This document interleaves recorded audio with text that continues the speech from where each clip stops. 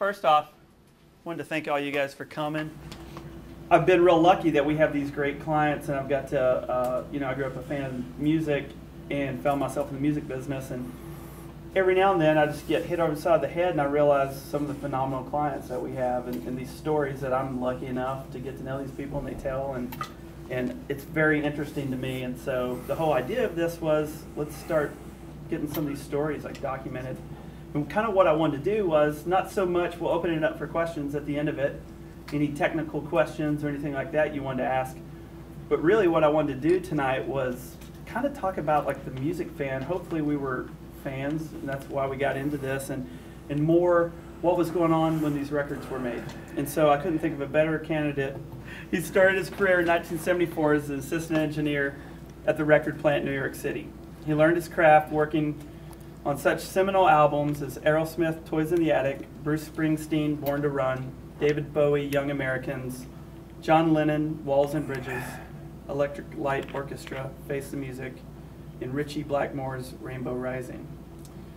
Dave began engineering and mixing records in 1976, and since then has enjoyed a 30-year run of hit records, including classic records of the likes of AC/DC, Aerosmith, Bruce Springsteen, Bon Jovi, Billy Joel, John Mellencamp, John Waite, Jay Giles, Kiss, Cheap Trick, Billy Squier, Matchbox 20, Rod Stewart, Celine Dion, and many others.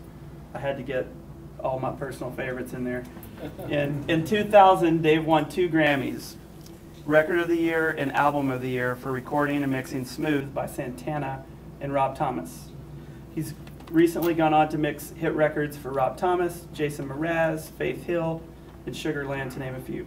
It's my pleasure to introduce my friend, Dave Thoener.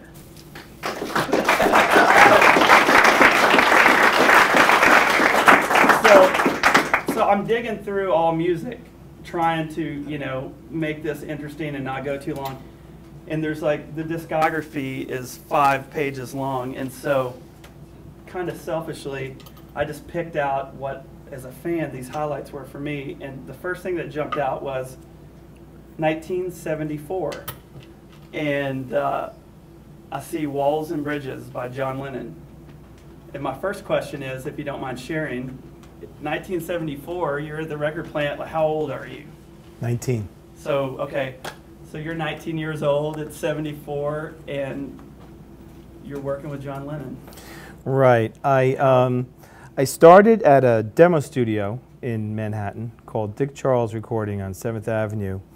And after doing demos for people for about 6 or 7 months, I decided that I was wasting my time in a demo studio. I might as well go big time. So a friend of mine recommended to go to Record Plant. He had a friend at Record Plant. He says, go check out Cheliakis. Go to him and he'll see if he can get you hired. So I went there, and just my luck, Shelley went on vacation the day before. But filled out all the information, went up to see the owner, whose name is Roy Cicala, name was Roy Cicala. And on my way home on the subway back to Yonkers, New York, thinking that I didn't get the job, there's no way I could get hired in this place. It had an amazing track record. Yes was done there. Jimi Hendrix's Electric Ladyland was actually recorded there. It wasn't recorded at Electric Ladyland Studios because it wasn't built yet. Electric Ladyland, the record, was actually recorded at Record Plant, as was Don McLean's American Pie, as was Jackson Browne's Running on Empty, Kiss, Peter Frampton. It was just an amazing place. When you walked in the lobby, the records were just all over, and they were all records that I loved and had grown up on personally. So I was in the right place. I get home, and the phone rings, and it's Roy, and he says, "Can you start tomorrow?" And I'm like, "I'm there." So I had been working in the demo studio engineering, mostly practicing at night on my own time, because this demo studio was only open from 9 to 5. And so I would go in the studio at night and pull multi-tracks, 16 tracks at that time, off the shelves, and I'd go in and I'd kind of mess with the board and figure out how EQ went, 3K, 3K, 3K. And made some really terrible sounding mixes. and figured out, you know, what was wrong and what I was doing wrong, and try to improve. And by the time I finished there, I felt like I was doing some pretty decent demos, and a lot of them were live 2-tracks. So you had to kind of, you get a, you know, 4 or 5 piece band in there and have to go live to 2-track. It was a good lesson in learning how to balance, because you couldn't go back. Once it's on 2-track, that's it, it's locked in. So went to Record Plant and they hired me as a tape op. They put me back a notch into a tape op, which I was happy to do. I was in a place that was just an awesome place. And I'm in the copy room, and I get a phone call from the owner, and he says, "Can you come into my office? I need to talk to you about something." And I naturally think I'm getting in trouble, you know, done something wrong.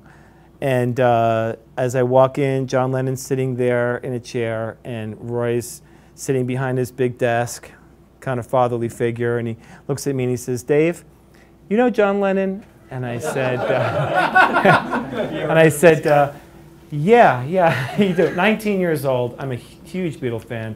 Beatles are the reason I got into the business in the first place, because I grew up in, you know, I was 10 in '64 when the Beatles came to America, so it was a very influential age, and I think that whole English movement of the '65 with the Stones and Cream and all the English records that came out, '66, '67, '68, totally changed my life. Naturally, you know, listening to Strawberry Fields or something like that, I was just, wow, how did they do that? How did they make stuff go backwards? And I was just, that's what got me intrigued with the business in the first place. So I've got to figure out how they did that. How did they make something go, and the video, they would be going backwards on around a tree or something. I was like, wow. I wasn't even smoking pot yet. It was like smoking pot, but not. And so it was just an unbelievable, intimidating experience to be there. And Roy said to me, he says, "Well, Saturday you're going to go in the studio and you're going to do some demos. John's got a record to do and he just wants to throw some tracks down." I said, "Okay, what's the setup? You know, how many pieces? You know, is it 3, 4, 5, 6? He goes, "Oh, don't worry, just throw up an 87, put it in Omni, and put it on the 2-track." I'm like, okay, right. So I'm walking out of the office. "I'll see you Saturday, John."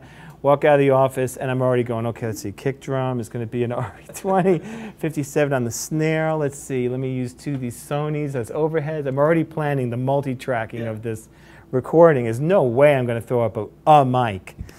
It was Jim Keltner on drums, Jesse Ed Davis on guitar, Klaus Vormann on bass, Nicky Hopkins on keyboards for a couple of tracks, and then John on guitar. And it was done in a very small room, half the size of this room. And we recorded, Record Plant at this point in time had drum booths. Dead sounds were, everybody was into dead sounds at the time. We were kind of past, England was experimenting with Zeppelin and Castles and all that. But in America, in the 70s, at least in this particular, this is just before disco, studios were really still pretty small and pretty dead. The walls were all padded. We had carpeted floors. There was no live end, dead end. We had one studio that had some wood in it, and it was a very small area. We would usually put the drums over there if they didn't go in the booth. It just was the way, and when you went in the drum booth, even the ceiling in the drum booth was very low and was covered with absorbent materials, so that when you hit a cymbal, it would just go psh, and it would die. A tom would go boo, boo, boo. On top of that, guys would pad all their drums down. It was just, you know, their tissue box was like, make sure you put a tissue box in the drum booth, and you know, and a thing of tape, because as a guy would come in, he would tune, and then he would take some tissue and just slap it across the top corner or whatever, and be like, it would sound amazing until he did that. It would be like boom, boom, and a nice ring and everything. Pat it down, be like, doo, doo, doo.